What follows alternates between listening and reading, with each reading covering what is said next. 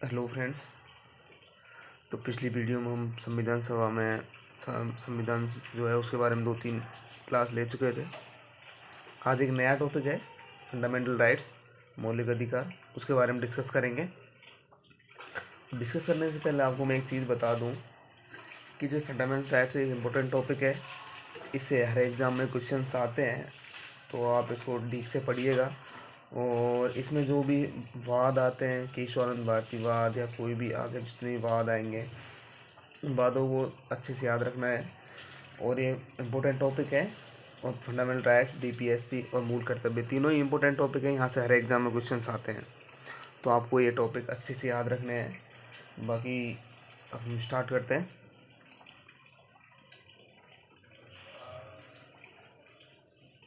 मौलिक अधिकार।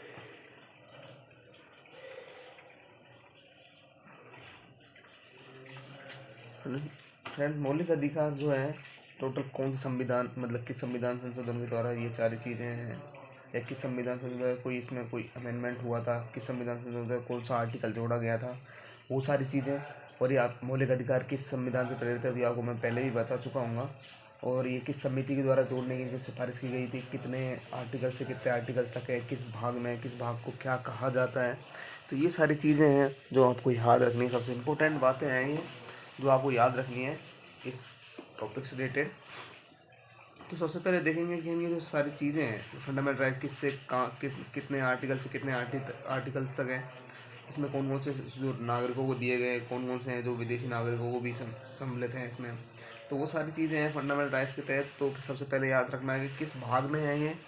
तो आपको भाग याद रखना है, भाग 3 के अंदर है। किसके भाग 3 के अंदर सबसे पहले तो आपको याद रखना है कि किस आर्टिकल से कितने आर्टिकल तक है। तो देखिए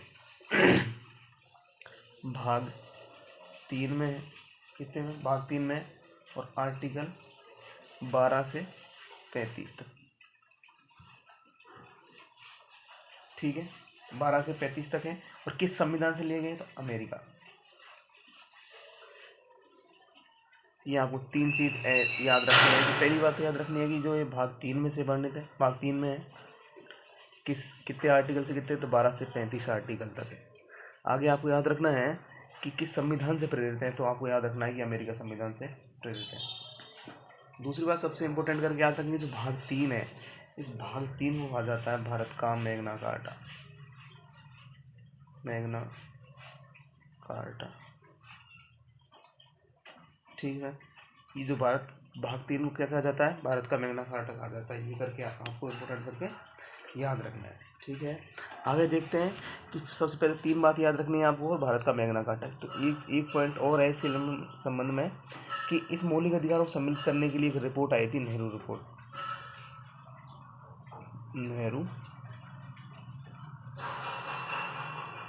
जो नेहरू रिपोर्ट थी, इस नेहरू रिपोर्ट ने इसमें सम्मिलित करने के लिए 1920 में जो नेहरू रिपोर्ट आई थी 28 के अंदर, इसने इसके द्वारा, इस रिपोर्ट के द्वारा ही किया गया था इनको सम्मिलित, है ना। तो इनको मूल अधिकारों को सम्मिलित करने के समर्थन किसने किया था, तो इस नेहरू रिपोर्ट ने समर्थन किया था फंडामेंटल राइट्स को उस टाइम, है ना। तो ये चीज़ आपको याद रखनी, 4 चीज़ें आपको याद रखनी है। कि पहली बात तो याद रखनी है कि भाग 3 के अंदर है। दूसरा याद रखना है आपको भाग 12 से 35 तक है, सॉरी आर्टिकल 35 तक है, किस संविधान से प्रेरित है ये, और नेहरू रिपोर्ट ने इसको सम्मिलित करने के लिए कहा था। तो ये 4 चीज़ें आपको याद रखनी है, ठीक है। आगे चलते हैं। तो डायरेक्ट आपको याद रखने की आर्टिकल 12 में क्या है, आर्टिकल 12 के अंदर क्या है ना। फिर उसके बाद में 13 आर्टिकल, ये 2 आर्टिकल तो आपको याद रखने हैं जैसे इसके 12 और 13 के अंदर। फिर है कि जो समानता का जो अधिकार है वो कितने आर्टिकल से कितने आर्टिकल तक है। इसके साथ है फ्रेंड डायरेक्ट पूछ लिए जाते हैं, समानता का अधिकार कितने से कितने तक है, या शोषण विरोध अधिकार कितने से कितने तक है, स्वतंत्रता का अधिकार कितने से कितने आर्टिकल के बीच में। तो देखिए आर्टिकल जो 12 है, इसमें राज्य की डेफिनेशन है, राज्य की परिभाषा है, राज्य की परिभाषा, जो राज्य की परिभाषा है उसके बारे में। तो राज्य की परिभाषा आर्टिकल 12 में भी है। आर्टिकल 13 में क्या है, मूल अधिकारों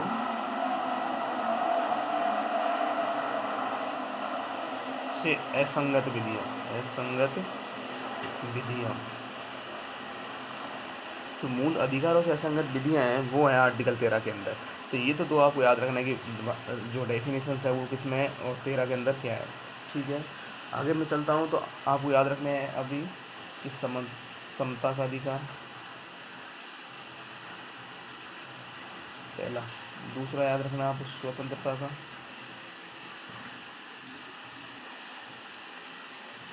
स्वतंत्रता का अधिकार।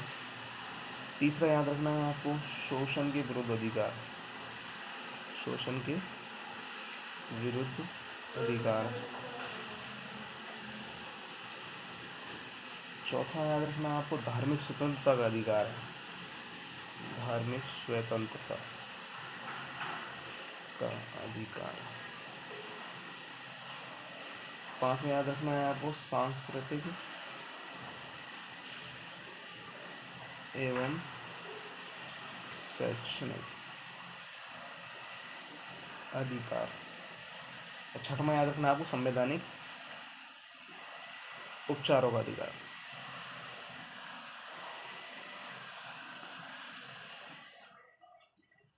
संवैधानिक उपचारों का अधिकार, ठीक है सर।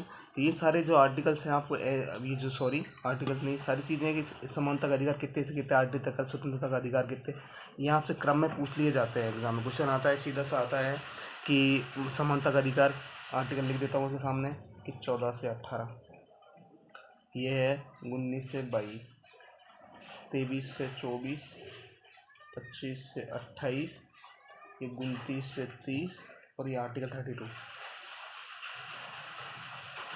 तो ये आर्टिकल आपको ऐसे पूछ लिया जाता है, एग्जाम क्वेश्चन आएगा कि धार्मिक स्वतंत्रता का अधिकार किस में है, तो आपको बताना है कि किस में है। फिर आपसे पूछ लीजिए ये सांस्कृतिक शैक्षणिक अधिकार किस में थे, कितने सके, तो आपको ये बताना है कितने आर्टिकल से कितने आर्टिकल थे। फिर आपको बताना है कि संवैधानिक उपचारों का अधिकार कितने सके थे, तो आपको बताना है कि आर्टिकल 32 के अंदर है ये, ठीक है। ठीक है फ्रेंड्स, ये तो आपको सारी चीज़ बतानी होती है कि समता का अधिकार कितने से कितने आर्टिकल तक के बीच में, स्वतंत्रता का अधिकार कितने से आर्टिकल के बीच में, या शोषण के विरुद्ध अधिकार कितने तक है, धार्मिक स्वतंत्रता का, सांस्कृतिक एवं शैक्षणिक, और एक संवैधानिक उपचारों का अधिकार। ये आर्टिकल, इन सभी आर्टिकलों पर हम डिस्कस करेंगे। सबसे पहले आपको याद रखना है कि क्वेश्चन कैसे आता है। तो क्वेश्चन आता है सबसे पहले कि मौलिक अधिकार किस भाग में है, तो आपको भाग याद रखना है, भाग 3 के अंदर है। आपको पूछे कि मौलिक अधिकार कितने से कितने आर्टिकल तक के बीच मध्य में है, तो 12 से 35 तक है। भाग किस संविधान मतलब भारत के किस भाग को भारत का मैग्ना कार्टा कहा जाता है, तो भाग 3 को भारत का मैग्ना कार्टा कहा जाता है। किस समिति ने इसको रिपोर्ट को मतलब सम्मिलित मौलिक अधिकार सम्मिलित करने की बात कही थी, तो नेहरू रिपोर्ट में। 12 में क्या है, डेफिनेशन है। 13 में क्या है, मूल अधिकारों से असंगत विधियां भी डिस्कस करूंगा इन दोनों चीज़ों के बारे में, और सारी चीज़ों के बारे में।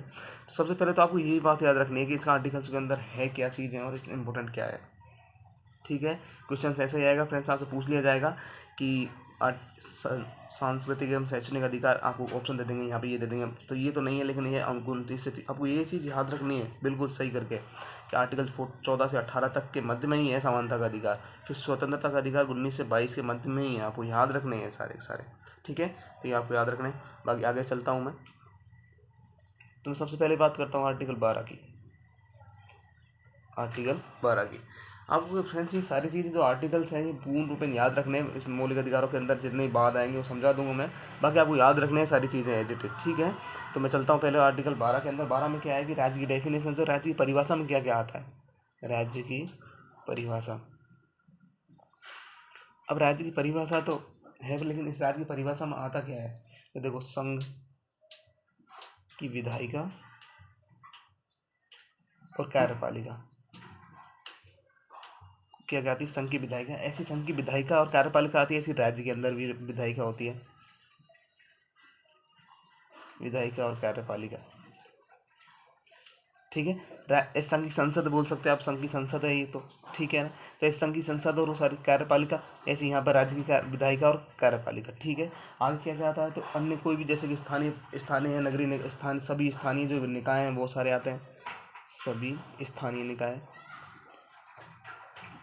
स्थानीय निकाय आते हैं, ठीक है। आगे क्या आता है कि राज्य से पोषित कोई संस्थान है वो भी आते हैं, राज्य से पोषित संस्थान,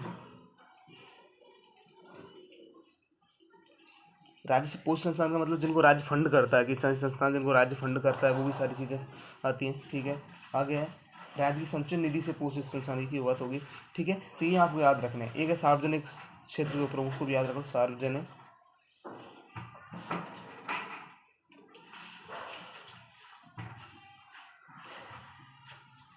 क्षेत्र के उपक्रम।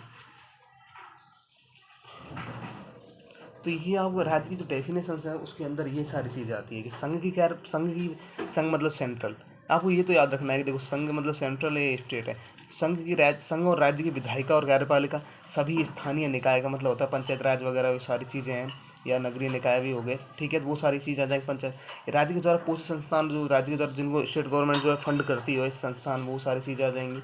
या सार्वजनिक क्षेत्र के जो भी उपक्रम है वो सारी चीज़ तो राज्य की डेफिनेशन में आते हैं। तो ये इंपॉर्टेंट करके आपको याद रखना है कि राज्य की डेफिनेशन में क्या क्या आता है। तो देखो संघ और राज्य की विधायिका और कार्यपालिका, स्थानीय नगरीय निकाय जो भी हैं, और राज्य द्वारा पोषित संस्थाएं या सार्वजनिक क्षेत्र के उपक्रम। तो ये तो ये आर्टिकल 12 के बाद में, ठीक है। तो अब आपको आर्टिकल 13 से रिलेटेड जो भी बातें हैं इंपॉर्टेंट है, आर्टिकल 13 को इम्पोर्टेंट है, तो उस चीज़ के बारे में देखते हैं। सबसे पहले आपको याद रखना है कि जो आर्टिकल 13 है उसके बारे में क्या क्या चीज़ इंपॉर्टेंट बातें हैं। तो देखिए आर्टिकल 13 अपने आप में एक इम्पोर्टेंट बातें हैं। इसकी इम्पोर्टेंट कुछ बातें हैं कि देखो, सबसे पहले तो मैंने बताया था आपको कि मूल अधिकार और असंगत विधियाँ क्या हैं। तो मूल अधिकार और असंगत का मतलब होता है कि जो मूल अधिकारों को असंगत करती हो या उनकी जो उनके बारे में जो चीज़ें हैं उनको मतलब मूल अधिकारों को हनन करती हैं, वो सारी चीज़ें। देखो सबसे पहला आर्टिकल 13(1) की बात करता हूँ मैं। आर्टिकल 13(1) में क्या है, तो इसमें है कि संविधान पूर्व की कोई विधियाँ हैं। संविधान, आप इनको लिख लीजिएगा, एज इट कोई इनमें कुछ समझने की चीज़ें नहीं है, पर मैं समझा दूंगा कि संविधान पूर्व की जो विधियाँ हैं, संविधान पूर्व की जो विधि है, विधि का मतलब जो भी कानून है, संविधान पूर्व की कोई कानून जो मूल अधिकारों से संगत है। किससे है? मूल अधिकारों से। मूल अधिकारों से क्या है? असंगत है। मूल अधिकारों से असंगत, ठीक है सर। संविधान पूर्व कोई विधि है जो मूल अधिकार और असंगत का मतलब है जो फंडामेंटल राइट्स को हनन करती हो, है ना, वो सारी विधियाँ जो फंडामेंटल राइट्स का क्या करती हो, हनन करती हो।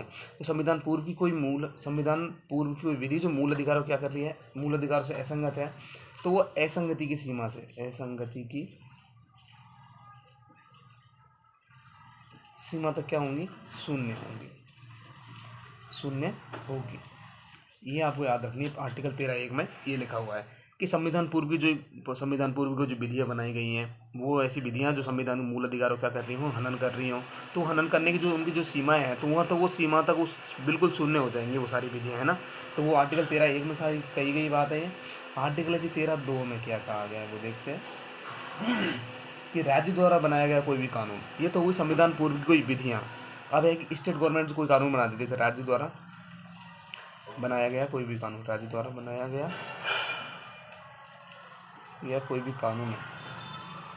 एक तो यहाँ तो बोला था कि संविधान पूर्व की कोई विधि है, यहाँ है कि राज्य के द्वारा बनाया गया कोई भी कानून जो मूल अधिकारों से क्या हो रहा है, असंगत हो रहा है, तो वही असंगति की सीमा तक शून्य हो जाएगा। तो यहाँ तो था संविधान की पूर्व की विधियाँ थी, यहाँ है राज्य द्वारा बनाया गया कोई भी कानून। तो दोनों में अंतर कुछ नहीं है, यहाँ तो है संविधान की पूर्व की विधियाँ हैं, यहाँ है राज्य के द्वारा बनाया गया कानून।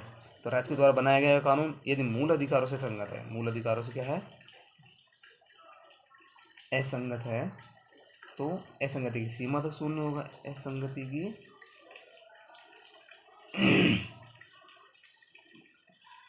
सीमा तक शून्य होगा। ये आपको याद रखना आर्टिकल 13(2) में। तो संविधान पूर्व की कोई विधियाँ थी यहाँ पर तो, और यहाँ पर राज्य के द्वारा कोई कानून बनाया जा रहा है वो। अब इतने समय विधि, ये कानून जो यहाँ पर भी विधि लिख सकते हो आप, है ना। संविधान द्वारा कोई राज्य द्वारा बनाया गया कोई विधि है ना, कानून है, यहाँ पर भी विधि का। तो ये विधि शब्द के अंदर डेफिनेशन क्या है, इस विधि शब्द की जो परिभाषा है, इस विधि शब्द को ही परिभाषित किया गया है आर्टिकल 13(3) के अंदर, है ना।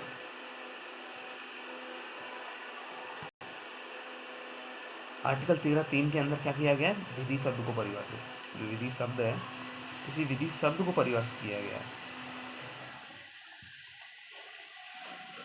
विधि शब्द को परिभाषित किस आर्टिकल में किया गया है, क्वेश्चन आ सकता है कि विधि शब्द का उल्लेख कहाँ है, किस आर्टिकल में। तो 13(3) में, आर्टिकल 13 के अंदर नहीं, 13(3) के अंदर है। ये आपको सब क्लोज जितने भी हैं ये सब क्लोज याद रखने हैं आपको। 13(1) में क्या है, 13(2) में क्या है, 13(3) के अंदर क्या है, ऐसे अंदर भी आएंगे। ऐसे 19(1) में क्या है, 19(2) में भी क्या है, आपको ऐसे याद रखने सबके अंदर। 15(1) में क्या है, 15(2) में क्या है, ये क्योंकि इंपॉर्टेंस है, अंदर का पूछा जाए। आजकल एग्जाम में क्वेश्चन जो आते हैं वो डीपली आने लगे, पॉलिटी के बहुत अच्छे क्वेश्चन आते हैं, और ये ऐसे डाटाबेस क्वेश्चन भी मतलब ऐसे sequence line wise question, theory रूप से क्वेश्चन आते हैं। तो ये आपको बहुत अच्छे से याद कर लेना है। देखो मैं अच्छे समझा देता हूँ, आपको वापस समझा देता हूँ कि संविधान पूर्व की कोई विधि है जो मूल अधिकार से असंगत है, वह असंगति की सीमा तक, मतलब यहाँ से लेकर के और ये लाइन दोनों सेम है, ठीक है, तो ये आपको एक याद करनी पड़ेगी। अब याद करना क्या है कि संविधान पहले की कोई विधि है या राज्य द्वारा बनाया गया कोई कानून है, बस। और ये तीसरे शब्द में क्या है, विधि शब्द को ही परिभाषित किया गया है। देखो याद करना तो बिल्कुल सरल है, इनको याद करने की कोई ज़रूरत ही नहीं पड़ती। तो आपको याद रखने की चीज़ें क्या हैं, बस 13(1) में क्या है कि संविधान पूर्व की है कोई विधि है, या 13(2) में राज्य द्वारा बनाई गई कोई विधि है, या 13(3) में विधि शब्द को परिभाषित किया गया। अब विधि शब्द के अंदर आता क्या है, तो इस शब्द को भी देख लीजिए, विधि शब्द के अंदर क्या क्या आता है, विधि के मतलब क्या क्या आता है, तो वो देखिए। तो सबसे पहले संसद में, एक तो जो संसद या राज्य विधानमंडल का कोई कानून बनाता है तो वो आता है राज्य विधानमंडल, विधानमंडल। संसद या फिर राज्य का जो विधानमंडल है, मतलब एक तो सेंट्रल की संसद, ये राज्य की विधानमंडल विधानसभा, इन दोनों के द्वारा कोई भी कानून बनाया जाता है तो वो बनाया द्वारा पारित कानून। तो एक तो वो है विधि शब्द के कानून कौन कौन से होते हैं, तो देख संसद बनाती है कानून, आपको पता होगा। तो देख संसद या राज्य विधानमंडल के द्वारा बनाया गया कोई भी कानून, तो पहली बात तो ये विधि शब्द के मतलब कानून होते कौन कौन से हैं। तो पहला तो याद रखना है आपको कि देखो संसद या राज्य विधानमंडल के द्वारा बनाया गया कानून, या एक होता है कि जो प्रेसिडेंट है, जो राष्ट्रपति है, मैं लिख देता हूँ राष्ट्रपति, जो राष्ट्रपति है, ठीक है, इंग्लिश में बोलते हैं प्रेसिडेंट। तो जो राष्ट्रपति है या राज्यपाल है, राष्ट्रपति या राज्यपाल, ठीक है, इनके द्वारा जो अध्यादेश जारी किया जाता है, तो अध्यादेश कोई भी अध्यादेश के द्वारा अध्यादेश, क्योंकि जब अध्यादेश कब जारी किया जाता है, संसद का कोई भी संसद में जारी करता है तो राष्ट्रपति जारी करता है, और राज्यों के अंदर कौन जारी करेगा इसको, अध्यादेश कौन जारी करता है, राज्यपाल जारी करता है। तो आपको याद रखना है कि जब संसद में एक सत्र में नहीं होता है तभी इसको जारी किया जा सकता है, दोनों सत्र सदन में होते हैं तो नहीं जारी किया जा सकता। वो आगे डिस्कस करेंगे आप लोग जब अध्यादेश देखेंगे प्रेसिडेंट की शक्तियों के बारे में। तो देखते हैं कि जो प्रेसिडेंट और राज्यपाल के द्वारा जारी अध्यादेश, ये आपको अच्छे से और याद रखना है कि देखो पहली बात तो याद रखनी है कि विधि शब्द के अंदर क्या है। देखो संसद या राज्य विधानमंडल द्वारा पारित कोई भी कानून है ना, एक तो ये याद रखना है। दूसरा है कि राष्ट्रपति या राज्यपाल के द्वारा जारी अध्यादेश। तीसरा याद रखना है आपको कोई भी विधि, कोई भी आदेश, नियम, विनियम, ठीक है, कोई भी आदेश है, नियम है या विनियम है, ये सारे के सारे कानून के अंतर्गत आते हैं। ठीक है, आपको मैं दो चीज़ें बताऊंगा, जैसे कि इसके अंदर भी बताऊंगा है ना, और आगे भी बताऊंगा कि इस आर्टिकल को चुनौती दी गई थी। ठीक है, आर्टिकल 13(4) में क्या शामिल करने के 13(3) को चुनौती दी गई थी। वो सारी चीज़ें ना इंपॉर्टेंट, इतने ज़्यादा डीपली नहीं आती हैं। बाकी यूपीएससी में तो पूछ लिए जाते हैं, डायरेक्ट ऐसे क्वेश्चन पूछे जाते हैं आर्टिकल 13(2)(3) में के संबंध कौन सा बाद है, वो सारी चीज़ें पूछी जाती है, लेकिन स्टेट पीसीएस के अंदर ही बहुत कम पूछी जाती है। तो आपको याद रखना है, अदर जो एग्जाम्स हैं उनमें भी इतना नहीं पूछा जाता है ना। तो आपको जितना मैं बता रहा हूँ उतना ही एग्जाम में आएगा, इतना ज़्यादा इससे ज़्यादा कुछ नहीं आएगा। तो याद रख लेना ये सारी चीज़ें बस, कि विधि शब्द के अंदर परिभाषित किया गया आर्टिकल 13(3) के अंदर, और विधि के अंदर भी क्या क्या चीज़ आती है, तो ये चीज़ें आती हैं, एग्जाम पूछे जाते हैं। बाकी इसके अंदर मैं आपको इंपॉर्टेंट करके याद रखना, आपको मैं एक चीज़ बता रहा हूँ, ठीक है, कि इस विधि शब्द के अंदर ये तो परिभाषित आ रही है संसद द्वारा, राज्य विधानमंडल द्वारा पारित कोई भी कानून या राष्ट्रपति अध्यादेश जारी करता है, आदेश, नियम, विनियम। लेकिन दो चीज़ें हैं, एक तो है मुस्लिम पर्सनल लॉ, मुस्लिम इंपॉर्टेंट करके याद रखना फ्रेंड्स इसको, मुस्लिम पर्सनल लॉ, और एक है हिंदुओं, एक क्या है, हिंदुओं या ईसाइयों की व्यक्तिक विधि। ये जो दोनों चीज़ें, मुस्लिम पर्सनल लॉ और हिंदुओं और ईसाइयों की जो व्यक्तिक विधि हैं, जो कानून हैं, जो उनके पर्सनल जो चीज़ें हैं, वो इस विधि के शब्द के अंदर परिभाषित नहीं है। तो एग्जाम में क्वेश्चन यही आता है आजकल प्रश्न आएगा है, आपसे पूछ लिया जाएगा कि विधि शब्द के अंदर विधि शब्द के अंदर क्या शामिल नहीं है। तो देखो मुस्लिम आपसे 3 चीज़ें ये दे देंगी, एक चीज़ आपको ये उठा के दे देगा। तो देखो ऐसे क्वेश्चन आते हैं कि विधि शब्द के अंदर परिभाषित, विधि शब्द के अंदर क्या क्या है, तो वो पूछ लेंगे आपसे चारों चीज़ें याद रखनी है। देखो मैं आपको शुरू से बता रहा हूँ कि इसमें क्वेश्चन है ना बहुत ही अच्छे बनते हैं आजकल है ना, तो इन चीज़ों को याद रखना, और इनसे ज़्यादा आपको कुछ नहीं मिलेगा, आप इनको नोट करके अच्छे से याद रख लीजिएगा।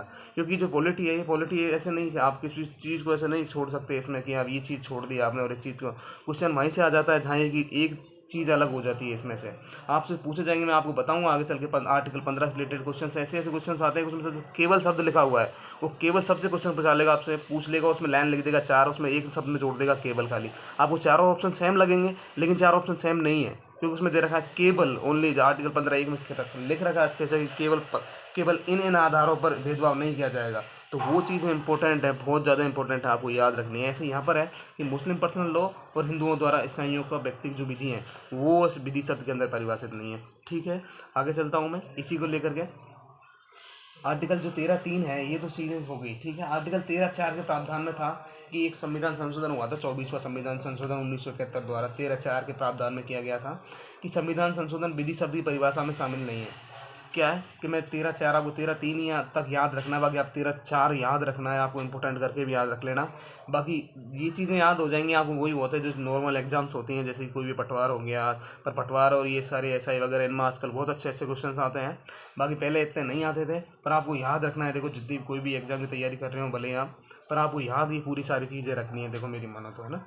बाकी मैं आपको उल्टा अच्छे से अच्छे बताने की कोशिश करूँगा कि आर्टिकल 13(4) ये 13(3) तक थी चीज़ें। ठीक है, आर्टिकल 13(4) के अंदर क्या है आपको, तो आर्टिकल 13(4) तक में याद रखना है कि सबसे पहले जो संविधान, अब ये तो विधि शब्द के अंदर सारी डेफिनेशन होंगी, लेकिन विधि शब्द के अंदर क्या संविधान संशोधन आते हैं क्या, तो वही बात है, विधि शब्द को संविधान संशोधन जो है ना वो विधि शब्द की परिभाषा में शामिल नहीं है। तो देखो ये इस पे से देखो याद रखना है आपको, यहाँ 13(3) तक की ये याद रखना है कि मुस्लिम पर्सनल लॉ ये तो शामिल नहीं है, लेकिन आ जाए संविधान संशोधन, संविधान संशोधन, संविधान संशोधन विधि शब्द के अंत परिभाषा में शामिल आता है क्या, ये आपसे पूछ लिया जाए तो ये पहली बात तो संविधान संशोधन विधि शब्द की परिभाषा में नहीं है। ऐसा किस संविधान संशोधन के द्वारा ये प्रावधान किया गया था, तो देखो 24वां कॉन्स्टिट्यूशन अमेंडमेंट एक्ट 1971, मतलब कि 24वां संविधान संशोधन 1971। आपको लिखना है, इसको इंपोर्टेंट करके लिखना कि 24वां संविधान संशोधन विधेयक 1971, 24 कॉन्स्टिट्यूशन अमेंडमेंट एक्ट 1971 के द्वारा यह प्रावधान किया गया था कि संविधान संशोधन जो है वो विधि शब्द की परिभाषा में शामिल नहीं आएगा। ये आपको इंपॉर्टेंट करके याद रख लेनी चीज़ें। ठीक है, आर्टिकल 13 पूरा ही इंपॉर्टेंट है, आपको याद रखना है। क्वेश्चन आते हैं सीधे सीधे और आते हैं, और आपको इससे ज़्यादा कुछ मिलेगा ही नहीं, आप तो बस ये याद रख लो बस। ठीक है, आज जो 24वां संविधान संशोधन है आपको याद रखना है। 24वां संविधान संशोधन के द्वारा संविधान संशोधन जो संविधान संशोधन है वो विधि शब्द की परिभाषा में शामिल नहीं किया जाएगा, लेकिन इसको ही जो 24 संविधान संशोधन जो बात थी इसी को चुनौती दी गई थी। तो किस बात में इसको चुनौती दी गई थी, तो वो भी करके मैं बता रहा हूँ आपको। ऐसा कौन सा बात था जिसमें इस संविधान संशोधन को, जो इस आर्टिकल 13(4) को चुनौती दी गई थी, तो वो था केशवानंद भारती बनाम केरल राज्य वाद। इंपॉर्टेंट करके इसको भी याद रखना कि संविधान संशोधन आर्टिकल 13(4) था, ये आर्टिकल 13(4) को चुनौती दी गई थी केशवानंद भारती वाद में। ठीक है, तो ये था आर्टिकल 13(4). एक बात और बता देता हूँ कि संविधान की इसी में याद रखना, आपको इसको लिख लेना, इसी में लिखना। आप मैं एक लाइन बोल रहा हूँ वो लिखना कि आर्टिकल 13(4) में लिखना है आपको, संविधान की आधारभूत संरचना का उल्लंघन करने पर संविधान संशोधन को भी चुनौती दी जा सकती है। लिख लेना। वापस मैं बोल रहा हूँ कि इसमें लिखना आपको, इस केशवानंद भारती वाद लिखो ना, उससे जस्ट नीचे लिख देना है, जो मैं लिख नहीं सकता है, जगह नहीं है, कि संविधान की आधारभूत संरचना का उल्लंघन करने पर, संविधान की आधारभूत संरचना का उल्लंघन करने पर संविधान संशोधन को भी चुनौती दी जा सकती है। ये आपको इस बात में याद रखना है। तो ये था पूरा आर्टिकल 13, पूरा याद रखना है, इससे बाहर कुछ नहीं है और एग्जाम क्वेश्चन नहीं आएगा, इस चीज़ की गारंटी मैं ले रहा हूँ। ठीक है, ये आर्टिकल 13 से जितनी भी बातें हैं मैंने लिख दी हैं पूरे। आर्टिकल 13(1) में क्या है, 13(2) में क्या है, 13(3) में क्या है, और आपको 13(4) मिलेगा नहीं, पर 13(4) भी बता दिया मैंने आपको। तो 13(4) भी आपको याद रखना है, अच्छे से याद रखनी है कि ये जो चीज़ें मुस्लिम पर्सनल लॉ एक्ट ये और संविधान संशोधन द्वारा ये, और विधि शब्द के अंदर क्या क्या शामिल है। तो ये आर्टिकल जो पूरी चीज़ थी मैंने आपको बता दी। आर्टिकल 12 मैंने बताया कि 12 के अंदर डेफिनेशन में क्या क्या डेफिनेशन आती है कि सेंट्रल और स्टेट गवर्नमेंट या राज्य की विधायिका कार्यपालिका, या राज्य की कार्यपालिका और विधायिका दोनों, या स्थानीय निकाय जितने भी हैं, या फिर कह सकते हैं आपके राज्य के द्वारा स्टेट गवर्नमेंट जिनको फंड करती है, या की निधि से फंड होता है, स्टेट कॉन्स्टिट्यूशन फंड से जो भी चीज़ें होती हैं वो सारी चीज़ें। ठीक है, तो ये थी आर्टिकल 13 के बारे में बात है ना। आर्टिकल में 14, इस आर्टिकल 13 के बारे में थी। ये तो आर्टिकल 13 से चीज़ें थी, लेकिन 2 सिद्धांत हैं, 3 सिद्धांत हैं। एक तो है ग्रहण का सिद्धांत, पृथक्करण का सिद्धांत, या आधिक्य त्याग का सिद्धांत। वो आपको मैं बताता हूँ क्या है होते हैं आधिक्य और ये सारी चीज़ें सिद्धांत क्या होते हैं। तो देखिए,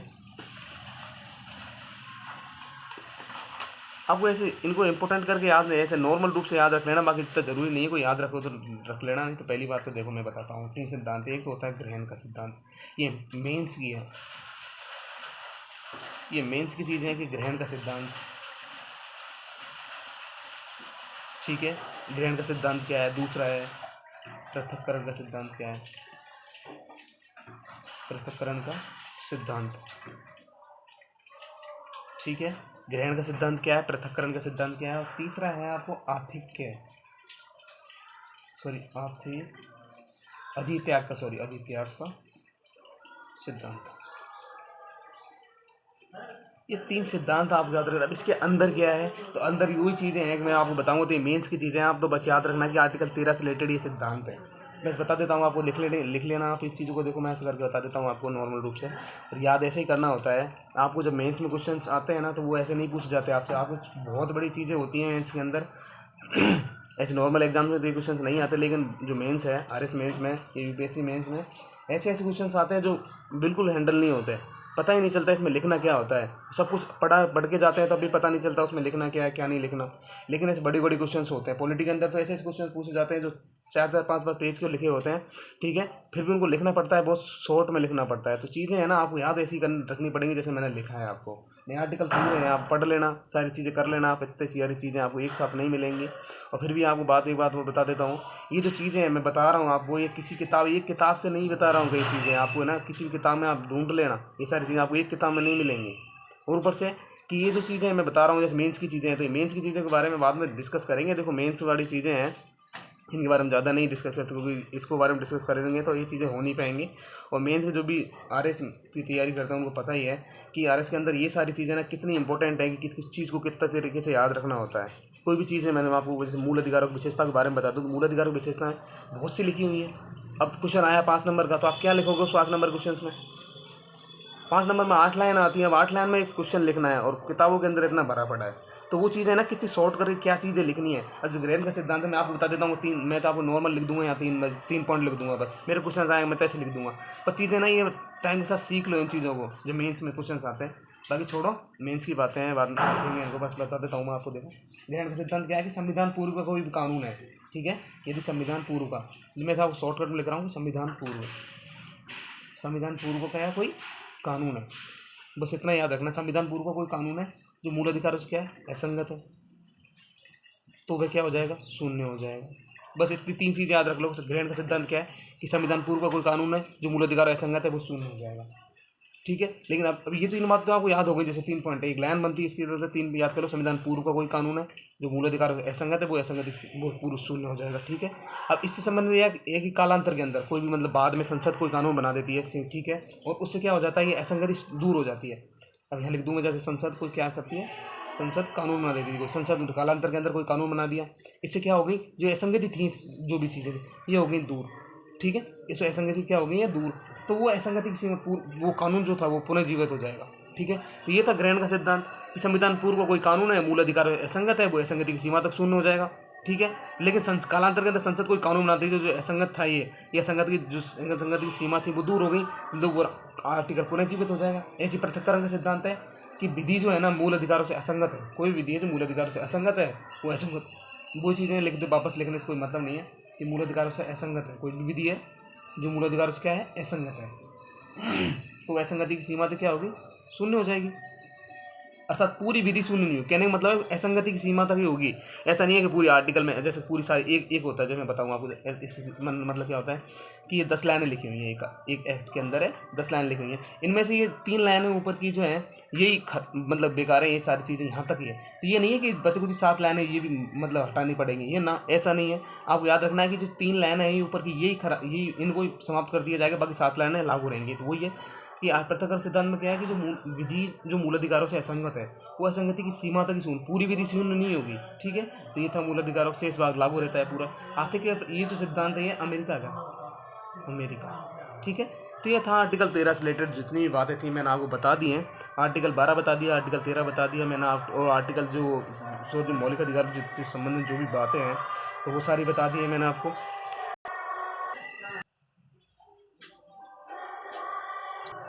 ठीक है फ्रेंड्स, तो ये सारी चीज़ें थी आर्टिकल 13 से रिलेटेड, ठीक है फ्रेंड। आगे हम डिस्कस करेंगे अपने नए अगली वीडियो में। तो आर्टिकल 14 से स्टार्ट करेंगे, समानता का अधिकार से। समानता का अधिकार के अंदर क्या है, आर्टिकल 14, 15 जितने भी आर्टिकल्स हैं डिटेल में पढ़ेंगे इन सारी चीज़ों को, ताकि क्वेश्चन से भी बाहर ना जाए आपको कोई भी एग्जाम के अंदर, मैं तो कहता हूँ सारी चीज़ें आप अच्छे से पढ़ो, ये सारी चीज़ें अच्छे से करो। बाकी एक रेफरेंस बुक भी ले लेना आप, जो आपको पता भी चल जाए कि हाँ एक चीज़ें सारी चीज़ें हैं क्या या नहीं है। बाकी अच्छे से पढ़ाई करो, बढ़िया पढ़ो, और तो ज़िंदगी में कुछ नहीं है फ्रेंड, अच्छे से पढ़ो। ठीक है फ्रेंड, तो आगे हम नेक्स्ट वीडियो में डिस्कस करेंगे आर्टिकल 14 से लेकर के 18 के बारे में। ठीक है, और ये 4-5 वीडियो के अंदर फंडामेंटल राइट जो है वो पूरे हो जाएंगे। ठीक है फ्रेंड, तो इसी के साथ मिलते हैं अगले नेक्स्ट वीडियो में। Thank you.